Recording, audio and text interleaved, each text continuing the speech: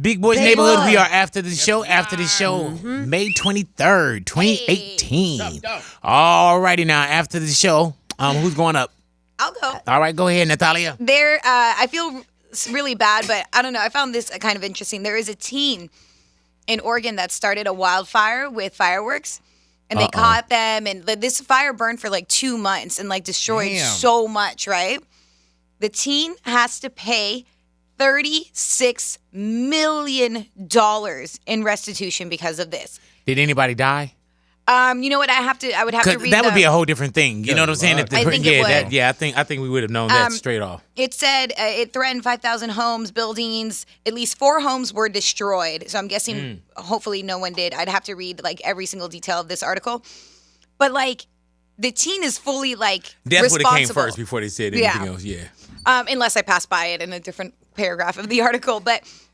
It said that he was ordered to write apology letters to 152 people who, because of the flames, were trapped, as well as the city. But again, 30, like when you get that, that's like a massive bill, and you're like, how am I going to pay $36 million? Even Diddy would be like, I got to pay what? Yes. Hey, man, and you know what's so crazy, man? You guys don't have kids yet, but for the rest of your life, you got to be worried about what your kids are going to do as well.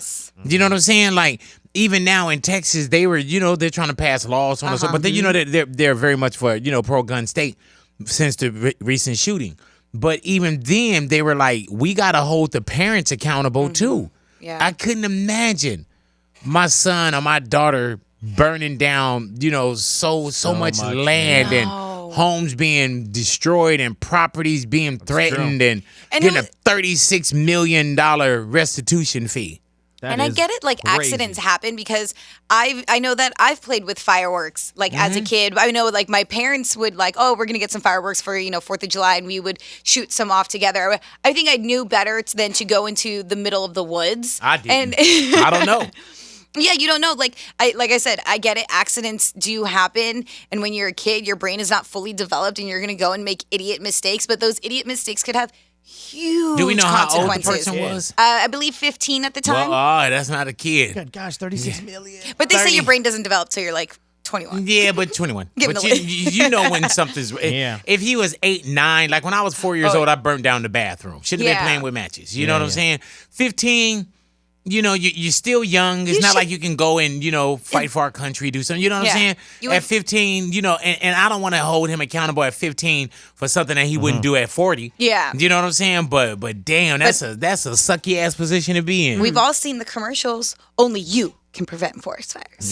How do you pay that back, or what's going to happen? They Do the said parents it's just the bill that's on you. Yeah, they said they could create a payment plan where they'll just like pretty much to pay restitution for 10 years if he has successfully completed his probation. I don't know. And how much are they going to pay in 10 years? I don't know. You're not going to knock on no $36 million. You know what I'm So saying? the court could authorize a supervising authority to create a payment plan. He also said it was possible for the teen to pay restitution for just 10 years. So maybe however much amount it is for 10 years and then be done. That's crazy, man. That means anything that goes in his bank account, they could possibly just pull out, right? Like hell yeah. That's it. Damn. Mess around and get like a Star Wars movie, and they were like, man, we got to take all that. That's all my money.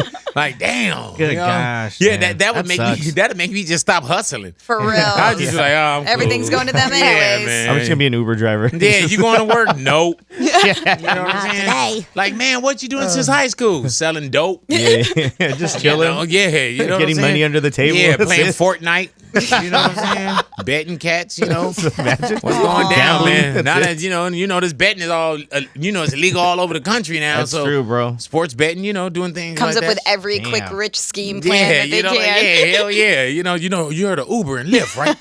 I got my own transportation. Like, oh, man. All right, who's up next? Go ahead now. That's when I know it's her. The NFL finally issued a new policy statement on the national anthem, and it has a bunch of people talking about it. So one of the options is that all team and league personnel on the field shall stand and show respect for the flag and the anthem, or you can choose to stay in the locker rooms or somewhere else when the anthem is being performed if you don't want to stand. Right. That's in a nutshell what's going on, and I don't like it. What do you don't like?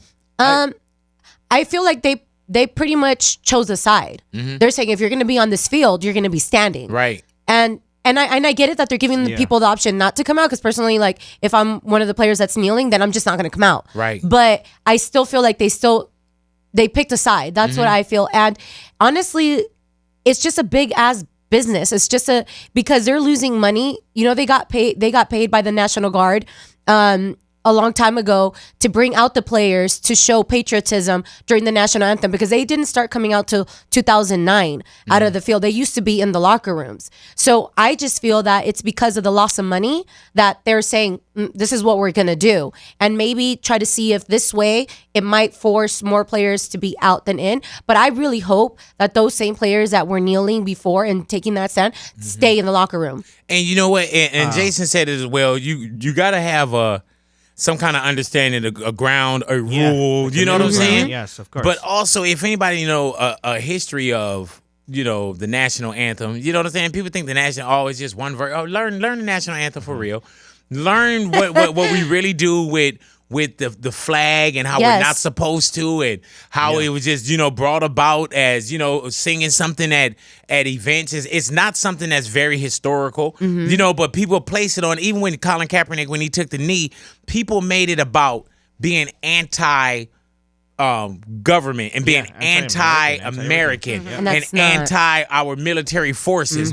No, he was not anti. He was what's going on with killing everybody. Exactly. So it was a protest that brought attention, and you notice the good old boys never let them back in. You know what I'm saying? They didn't. But my thing is this: if someone chooses to stay in the locker room, would you be ridiculed the same way that they were taking offense to you kneeling on the field? Will you still be held up and prosecuted pretty much because you're not coming out? He didn't come out, and this person didn't come out. I think this makes it acceptable now. I honestly think this is probably the best they're going to come up with, because all the NFL teams and the owners had to agree to this. So even that now if you don't stand and you're on the field, the club could get fined. So you know what I mean? So even the team's going to encourage them to either, if you're going to be on there, you got to stand up or whatsoever, because they're not going to get fined as a player. It's going to be the club now.